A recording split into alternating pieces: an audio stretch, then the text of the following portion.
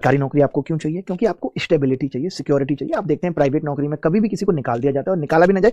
आजकल आप देख रहे हैं कितनी कंपनियां बंद होती जा रही हैं। आप देखिए बायजूस में कितने सारे एम्प्लॉय थे, लेकिन बायजूस खत्म हो गई और आज मैक्सिमम लोग रोड पे आ गए। कुछ को नौकरी मिली, कुछ को नहीं मिली। एक साथ इतने लोग निकाले जाते हैं तो दूसरी कंपनियां उतने लोगों को एब्जॉर्ब कर भी नहीं पाती। तो इसीलिए हर कोई ये सोचता है, या वो बच्चा ये सोचता है जिसके माँ बाप के पास ना तो बिजनेस करने के लिए पैसा है, ना अपनी खुद की खेती है, वो किसी तरीके से अपना जीवन यापन कर रहे हैं किसी दूसरे के यहाँ मजदूरी करके या किसी दूसरे के खेत को बटाई पे लेकर के।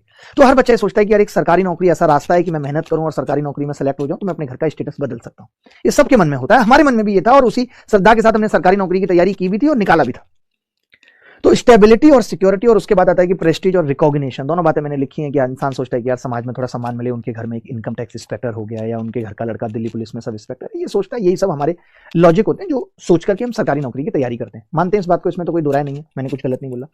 तो जो गवर्नमेंट जॉब है वो बहुत सारे लोगों का सपना होता है। आप देखिए हर साल 18 लाख लोग तो पेपर में बैठ ही रहे, 18,000 वैकेंसी पे, क्योंकि सैलरी भी ठीक ठाक है, घर चलाने के लिए अच्छी सैलरी, अट्रैक्टिव है और बेनिफिट्स भी बहुत सारे हैं कि आपका इलाज फ्री हो जाएगा, माँ बाप का इलाज फ्री हो जाएगा। अब एसएससी एग्जाम से आप सरकारी नौकरी कौन कौन सी ले सकते हो? आप सीजीएल की तैयारी कर सकते हो, आप सीएचएसएल की कर सकते हो, एमटीएस की कर सकते हो, और लगभग इनका पैटर्न सेम है। सीजीएल होता है कंबाइंड ग्रेजुएट लेवल, जब आपका ग्रेजुएशन होता है उसके बाद आप ये एग्जाम दे सकते हो, जिसके अंदर ग्रुप बी और ग्रुप सी की पोस्ट है।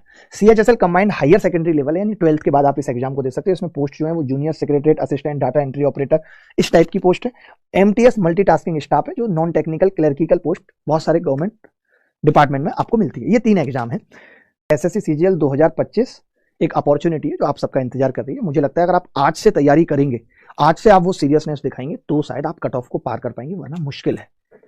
5 से 6 महीने 7 महीने की बहुत सीरियस तैयारी चाहिए अगर आपको सिलेक्शन